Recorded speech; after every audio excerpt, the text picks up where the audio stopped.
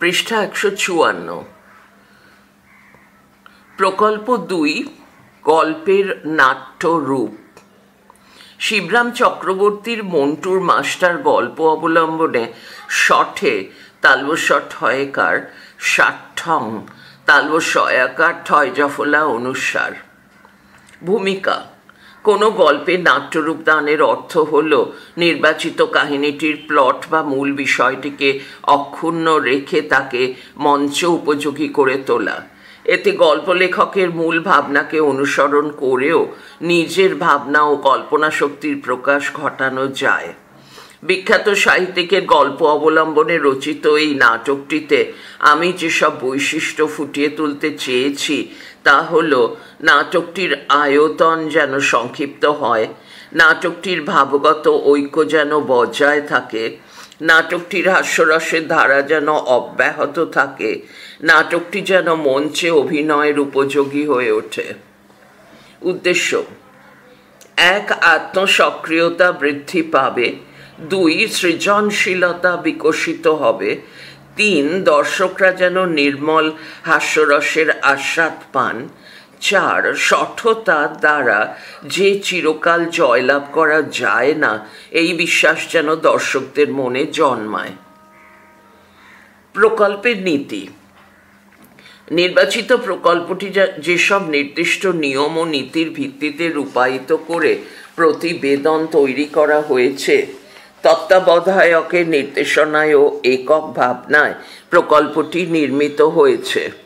কাহিনীটির উপযুক্ত নাট্যরূপ দেওয়ার জন্য রবীন্দ্রনাথের হাস্য কৌতুক, ব্যঙ্গ কৌতুক এবং অন্যান্য হাসির নাটক পাঠ করা হয়েছে।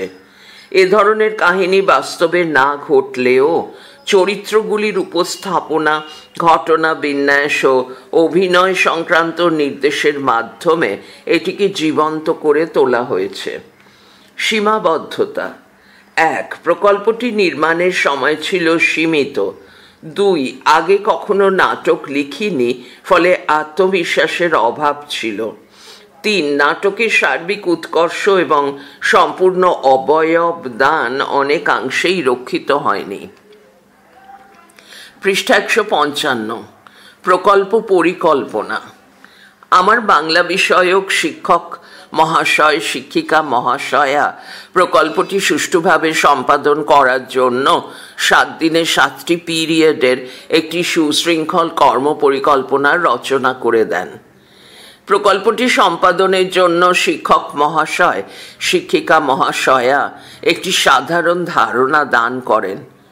প্রকল্প হিসেবে গল্পের নাট্যরূপ দান বিষয়টি গ্রহণের প্রয়োজনীয়তা, উদ্দেশ্য, রূপায়ণের পদ্ধতি ও নীতি সম্পর্কে আলোকপাত করেন এবং তার প্রতিলিপি আমাদের সরবরাহ করেন। শিক্ষক/শিক্ষিকা নির্বাচিত কাহিনীর নাট্যরূপের বিষয়, চরিত্র, সংলাপ সম্পর্কে ধারণা তৈরি করতে নির্দেশ দেন। নাটক পড়া এবং দেখা এই দুয়ের প্রতি আমার ভালো লাগা এবং আগ্রহ আগে থেকেই ছিল। শিক্ষক মহাশয়, শিক্ষিকা মহাশয়ার প্রেরণায় আমি আরও গভীরভাবে উদ্বুদ্ধ হই। নির্বাচিত গল্পটিতে নাটকীয়তা ও গতি রয়েছে, তাই এই গল্পটিকে বেছে নিয়ে শিক্ষক মহাশয়, শিক্ষিকা মহাশয়ের পরামর্শ এবং সাহায্য নিয়ে এটি নাট্যরূপ দান করতে এগিয়ে গেলাম। প্রথমে আমি খসড়া তৈরি করে আমার তত্ত্বাবধায়ক শিক্ষক মহাশয়, শিক্ষিকা মহাশয়াকে সংশোধন ও সংযোজন বিয়োজনের জন্য দেখালাম। তারপর চিত্রনাট্যটিকে খাতায় লিখে চিত্র এবং অলঙ্করণ দ্বারা সুসজ্জিত করে তত্ত্বাবধায়ক শিক্ষক শিক্ষিকার কাছে জমা দেব বলে স্থির করলাম। প্রকল্প রূপায়ণ: শিবরাম চক্রবর্তীর মন্টুর মাস্টার গল্প অবলম্বনে শঠে ষাট্ঠং। চরিত্র: মিহির ২১-২২ বছরের এক যুবক, মন্টু ১২-১৩ বছরের একটি কিশোর। ভদ্রলোক মন্টুর বাবা বছর ৪৫-এর প্রৌঢ়। দৃশ্য ১: পর্দা সরলে দেখা যায় পাঞ্জাবি পায়জামা পরিহিত একটি 21-22 বছরের যুবক চেয়ারে বসে আছে। যুবকটির নাম মিহির। তার সামনে টেবিলে চায়ের কাপ, কলমদানি, কাগজপত্র, বই, পেপারওয়েট ইত্যাদি রয়েছে। যুবকটি চায়ের কাপে চুমুক দিয়ে টেবিলের ওপর থেকে খবরের কাগজটি নিয়ে জোরে জোরে পড়তে থাকে। মিহির: বিজ্ঞাপন, কর্মখালি, বনেদি গৃহস্থের একমাত্র পুত্রের জন্য একজন বিএ পাশ গৃহশিক্ষক চাই। আহার ও বাসস্থান দেওয়া হইবে। এছাড়াও বেতন মাসিক 500 টাকা। সত্বর যোগাযোগ করুন। Phone number 033-2765-0794। বিজ্ঞাপনটা পড়েই লাফিয়ে ওঠে যুবকটি। উত্তেজিতভাবে ঘরে পায়চারি করতে করতে সে আপন মনেই বলে চলে, এইরকমই একটা সুযোগ কত দিন ধরে খুঁজেছি। ও, খাওয়া থাকাটা ফ্রি হয়ে যাবে, তাছাড়া 500 টাকা। মাঝে মাঝে কিছু বাড়িতেও পাঠাতে পারবো, এমএটাও পড়া হবে, সেই সঙ্গে সিনেমা, ফুটবল ম্যাচ দেখার মতো পকেট খরচেরও অভাব হবে না। হঠাৎ যেন কি একটা কথা মনে পড়ায় মিহির আবার চেয়ারে এসে বসে। আপন মনেই বলতে থাকে, আচ্ছা, আনন্দবাজারের এই বিজ্ঞাপনটা আগেও দেখেছি বলে মনে হচ্ছে। হ্যাঁ হ্যাঁ, ঠিক ঠিক, গত বছরও তো দেখেছি। তা অ্যাপ্লাই করব নাকি? এখন তো বিয়ের রেজাল্টও বেরোয়নি। একটু থেমে, তবে মনে হয় ছেলেটি একটি গবাকান্ত, তাই বেতন ভারী দেখে কেউ এগোলেও ছেলে আবার তার চেয়েও ভারী দেখে পিছিয়ে পড়ে। নইলে টিউটর পাওয়া যায় না, এমন আবার হয় নাকি? কিন্তু না, আমি কিছুতেই পিছিয়ে আসবো না। প্রাণপণে পড়াবো ছেলেটাকে। পড়াতে গিয়ে যদি পাগল হয়ে যেতে হয় তবুও চালিয়ে যাব। 500 টাকা তো কম কিছু নয়। তার জন্য গাধা পিটিয়ে মানুষ করার বেশি কথা কি? মানুষ পিটিয়েও গাধা বানানো যায়। ভদ্রলোক অতগুলো টাকা কি মাগনা দিচ্ছেন নাকি? খবরের কাগজটা পেপার ওয়েট দিয়ে চাপা দিয়ে সে তক্ষুনি উঠে পড়ে। তাক থেকে দ্রুত কয়েকটা ফাইল টেনে বের করে আনে। ফাইল খুলে কাগজপত্র গুছিয়ে নিতে নিতে বলে, না, আর একদিনও দেরি নয়, আজ বিকেলেই যাব। ওই যে শীঘ্রস্য শুভম না শুভস্য শীঘ্রম বলে কি একটা কথা আছে না? মোবাইল ফোনটা পকেট থেকে বের করে নিয়ে ঝুঁকে ডায়াল করতে থাকে। Hello hello. আলো নেভে। পৃষ্ঠা 156। দৃশ্য 2। আলো জ্বললে দেখা যায় ঘরে এক ভদ্রলোক বসে আছেন। একটা 12-13 বছরের ছেলে পায়চারি করছে। হঠাৎ কলিং বেল বাজায়, সে ছুটে বেরিয়ে যায়। একটু পরেই মিহির ঘরে ঢোকে, তার কাঁধে একটা কাপড়ের ব্যাগ। মিহির: নমস্কার, আমার নাম মিহির, মিহির সামন্ত। আজকের আনন্দবাজারে আপনাদের বিজ্ঞাপনটা দেখেই ফোনটা করেছিলাম। ভদ্রলোক অন্যমনস্কভাবে, হ্যাঁ হ্যাঁ। ছেলেটি ঘরে ঢুকে আসে। মিহির: বিএ পাশের সার্টিফিকেটটাও সঙ্গে নিয়ে এসেছি, এই যে। মিহির ব্যাগ থেকে সার্টিফিকেটটা বের করে এগিয়ে ধরে। ভদ্রলোক ভ্রুক্ষেপ না করে, তোমার জামাটা একবার খোলো তো বাপু। মিহির ইতস্তত করে, জামা খুলতে হবে কেন?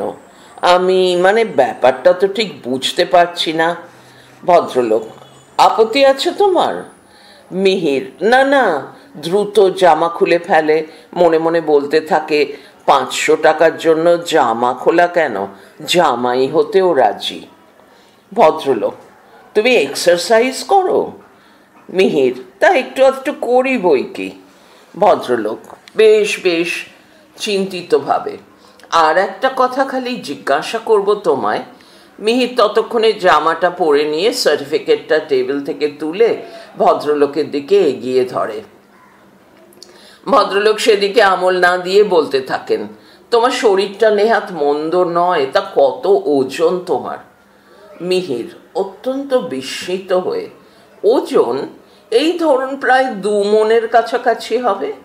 ভদ্রলোক: বেশ, আশা করি কিছুদিন টিকে যাবে তুমি। কি বলিস রে মন্টু, তোর এই মাস্টার মশাই নিশ্চয়ই কিছুদিন টিকে যাবে, তাই না? মন্টু: হ্যাঁ বাবা, হ্যাঁ, এই মাস্টার মশাইয়ের গায়ে অনেক রক্ত আছে। ভদ্রলোক: কিছুদিন টেকাটা অবশ্যই আসার কথা, বেশ কিছুদিন টেকাটাই হলো আশঙ্কার। সে যাক, সবই শ্রী ভগবানের হাতে। মন্টু বাধা দিয়ে বলে: ভগবানের হাত নয় বাবা, শ্রী ছাড়।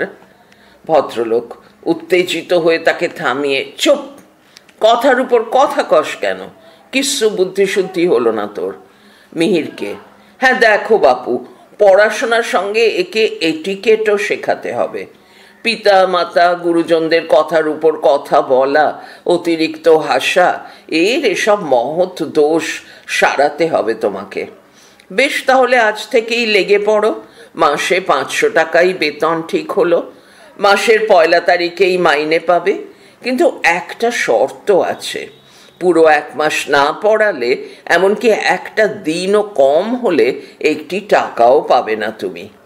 5 দিন 10 দিন পড়িয়ে অনেক প্রাইভেট টিউটর ভেঙে পড়েছে। সেরকম হলে তো আর আমি মাইনে দিতে পারি না। সে কথা তাই আগে ভাগেই বলে রাখছি। মন্টু: বাবা একজন কেবল 29 দিন পর্যন্ত ছিলেন, আর একটা দিন যদি কোনো রকমে কাটাতে পারতেন। একটু থেমে মাথা চুলকে: কিন্তু কিছুতেই আর পারলেন না। ভদ্রলোক: তুই থাম তো। মিহিরের দিকে তাকিয়ে মৃদু হেসে: তা তোমার জিনিসপত্র সব নিয়ে এসো গে, আজ সন্ধে থেকেই ওকে পড়াবে। মন্টু যা, মাস্টার মশাই ঘরটা দেখিয়ে দে, আর ছোট্টুরামকে বলে দে মাস্টার মশাইয়ের বিছানাটা পেড়ে দিতে। মিহির: এখন তাহলে আসি, নমস্কার। মিহির দরজার দিকে পা বাড়ায়, আলো নিভে আসে। দৃশ্য 3 পড়া চলছে পরের ফাইলে।